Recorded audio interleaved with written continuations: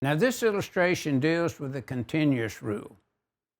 When I say continuous, the continuation of the grounding electrode conductor in accordance with 250.64C1, and in this case it could be spliced due to construction purposes or the moving of a service equipment and so forth.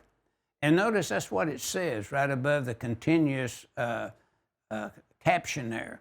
Spliced with irreversible compression type connector in accordance with 250.64C1. But now notice with this illustration, we're not grounding at each individual panel board with a main underneath the meter. We're grounding and bonding in the auxiliary gutter. And the tap conductors are the same, 250.64D, 250.66. The grounding electrode conductor bus bar should be permitted to be spliced to a bus bar and grounded neutral conductor in accordance to 250.64C2 as in car.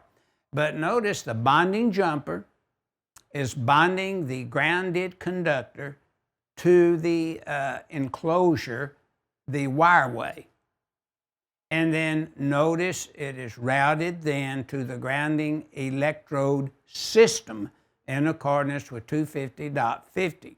So this figure 16-82 is showing it should be continuous without it falls under 250.64C1 in its routing due to damage to the grounding electrode conductor during construction stages.